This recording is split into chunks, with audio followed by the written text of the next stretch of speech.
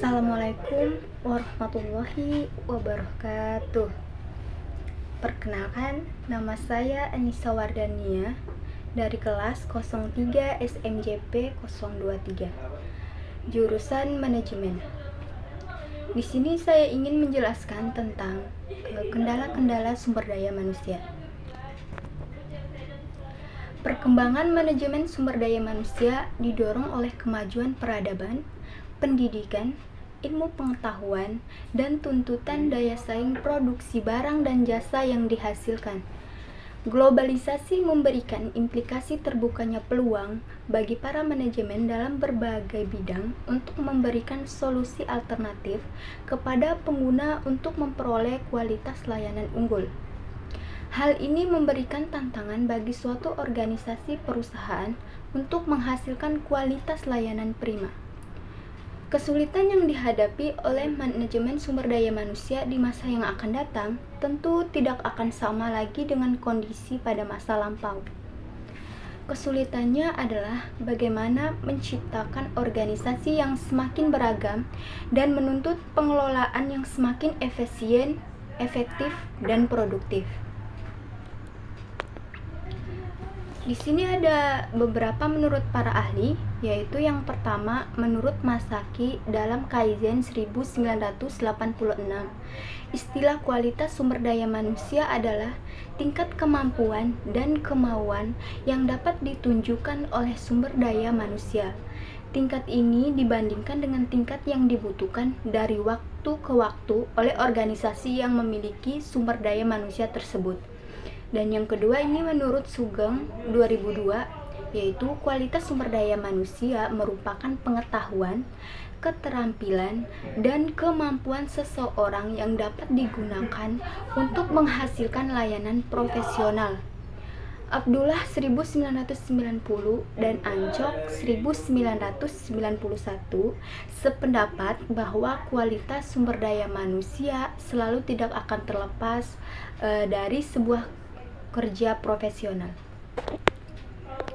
Sementara lingkungan bisnis yang terus berubah menuntut adanya pandangan jauh ke depan searah jalannya organisasi agar tetap stabil dan sigap mengatasi perubahan-perubahan. Dengan demikian, organisasi perlu memiliki pimpinan yang visioner yang mampu melihat ke depan, memprediksi perubahan yang akan terjadi, melakukan penyesuaian dalam organisasi, dan menjembatani tuntutan bisnis sekaligus menjadi katalisator pengembangan sumber daya manusia. Pusat pengembangan potensi sumber daya manusia yang dimiliki organisasi saat ini berdasarkan kriteria-kriteria yang dibutuhkan untuk masa datang.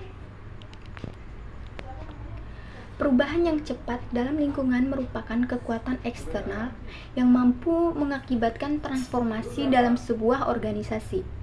Pada dasarnya, tujuan utama dari transformasi adalah mengubah struktur organisasi agar menjadi lebih fleksibel dan mampu bersaing dengan tingkat struktural yang sedikit serta jumlah manajer dan karyawan yang lebih kecil.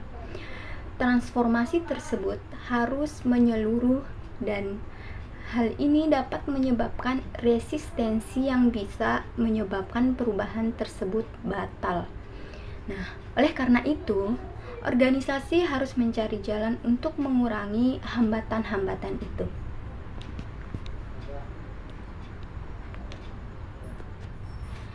Manajemen sumber daya manusia akan banyak menghadapi kendala internal maupun eksternal dalam mewujudkan tujuan dan sasaran organisasi. Yang pertama, saya ingin menjelaskan tentang faktor eksternal organisasi. Di sini ada angkatan kerja. Angkatan kerja merupakan kelompok individu dari luar yang menjadi pekerja dalam organisasi. Kemampuan dan tenaga kerja organisasi menentukan seberapa besar organisasi dapat meraih misinya. Terus ada legal consideration. Masalah signifikan yang lain memengaruhi sumber daya manusia berhubungan dengan undang-undang lokal dan negara bagian adalah tentang peluang kerja yang sama, masalah ras, warna kulit, agama, jenis kelamin. Terus yang ketiga ini ada persaingan. Untuk menaikkan pangsa pasar, sebuah organisasi harus mengandalkan pada satu dari dua peluang yang terbuka, yaitu yang pertama, organisasi itu harus mendapatkan lebih banyak pelangganan, baik dengan mengumpulkan pangsa pasar yang lebih besar, maupun dengan menemukan cara meningkatkan ukuran pasar itu sendiri. Yang kedua, organisasi itu harus mengalahkan pesaing. Terus ada yang keempat di sini yaitu konsumen. Konsumen menukarkan sumber daya yang pada umumnya terbentuk uang dan produk jasa organisasi. Konsumen bisa terdiri dari lembaga seperti sekolah, rumah sakit, atau kantor pemerintah, atau organisasi lain seperti kontraktor, distributor, pabrik, atau individual.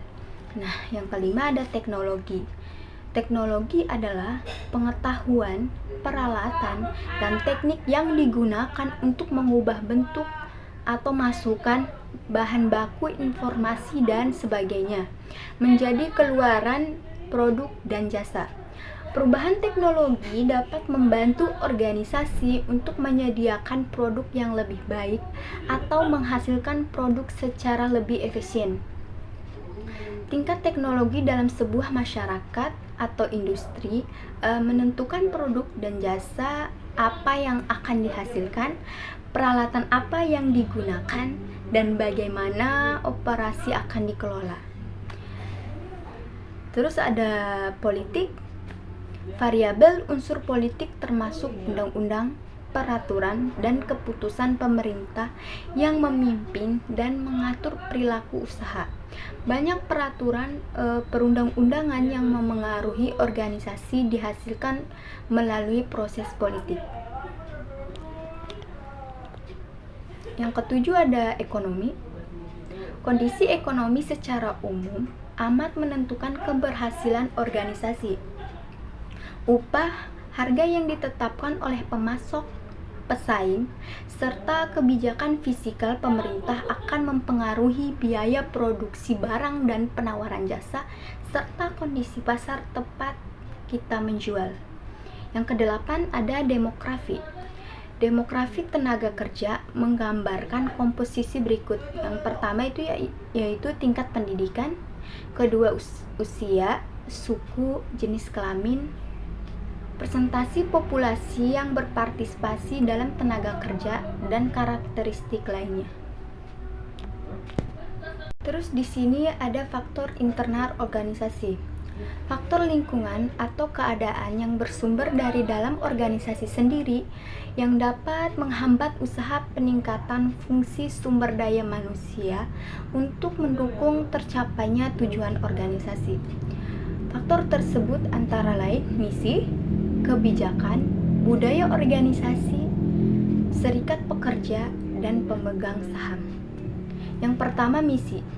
Jika mereka tidak mempunyai misi atau maksud keberadaan, maka entitas tersebut tidak akan mempunyai eksistensi. Yang kedua ada kebijakan. Seringkali kebijakan merupakan pernyataan tidak tertulis. Kebijakan membatasi pengambilan keputusan dalam wilayah tertentu dan memastikan agar keputusan tersebut konsisten dan mengarah pada tujuan organisasi. Yang ketiga ada budaya perusahaan. Budaya organisasi dapat dipandang sebagai norma dari perilaku, nilai-nilai, filosofi, ritual, adat, dan simbol. Budaya organisasi stabil dan solid bila tenaga kerja saling berbagi pengalaman. Pada tingkat ini, budaya sangat sukar untuk berubah karena sudah mengakar. Yang keempat, ada pemegang saham dan dewan direksi. Pemilik perusahaan disebut pemegang saham. Struktur organisasi publik yang besar memungkinkan pemegang saham untuk memengaruhi organisasi dengan menggunakan hak suara. Yang kelima ada serikat pekerja. Dalam organisasi yang menyelenggarakan serikat buruh, pengusaha dan karyawan menandatangani persetujuan tenaga kerja yang merinci kompensasi, yaitu upah dan kepentingan, jam, dan kondisi kerja. Persetujuan tersebut membatasi aktivitas penyedia dan departemen personalia. Baik, itu saja penjelasan yang dapat saya berikan pada hari ini. Semoga teman-teman semua dapat mengerti. Sekian dari saya. Wassalamualaikum warahmatullahi wabarakatuh.